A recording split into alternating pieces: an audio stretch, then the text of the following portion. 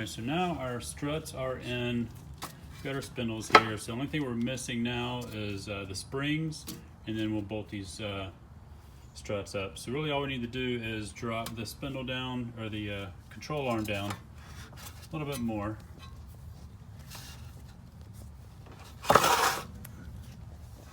Like so, and you can push this down a little bit further. It has some give to it. And then we'll pop the spring in there, put the jack under here, jack this up, and bolt this strut into place right here on the spindle.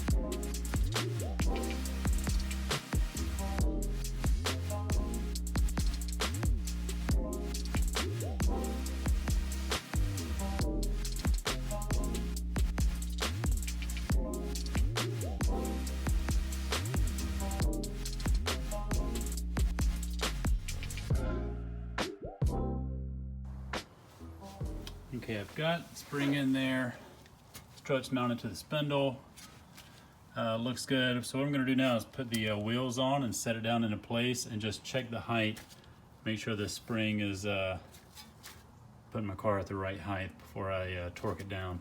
You'll wanna torque these down, once the height's good, torque these down to 150 foot-pounds. And then I'll wanna torque the A-arm bolts down to 125 foot-pounds. And then when I put in the end links, these will just be at 12 foot-pounds. And then the sway bar bolts up here, in there, those will be torqued to 50 foot-pounds. At the end of the video, I'll put a screenshot up of all the torque specs for all of this. But let's go ahead and put the wheels on before we put on the end links, and we'll see how this thing sits. All right, we are ready to set this thing down and see how it looks.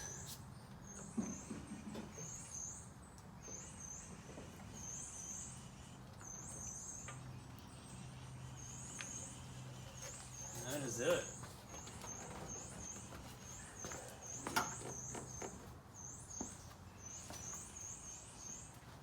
And that looks like exactly where I want it. I think the front and the back. Front and the back look good.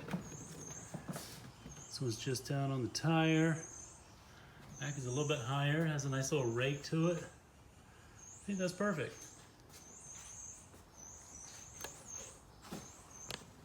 All right, so the springs and struts are done. Let's probably go wrap it up for this video. Now you can see here, this wheel looks pretty straight with the car. This one, you can see the front is turned outward, so I just need to make sure my steering wheel is straight and adjust my tie rods on both sides and get these to where they look straight. At least that way it'll be somewhat close to accurate when I take it to get it aligned.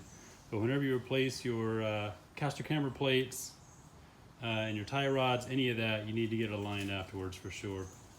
Because even if it looks right, it can be off just a little bit and then you're going through tires faster than you should. And obviously I'm going to be putting brakes on here. I probably won't get that on video, but that is the next step here, to do these brakes. And then I'll do a little fluid flush, probably the coolant, oil. I need to do my power steering bleed there. I want to change out all my power steering fluid. And this thing will be ready to drive. So maybe it'll be at Foxtoberfest. As you can see, I've got the hood on here. It's not adjusted properly, so I got to do some adjustments there. And then it's pretty much ready to drive. So that's it. Thanks for watching. Like and subscribe, and we'll see you next time. See ya.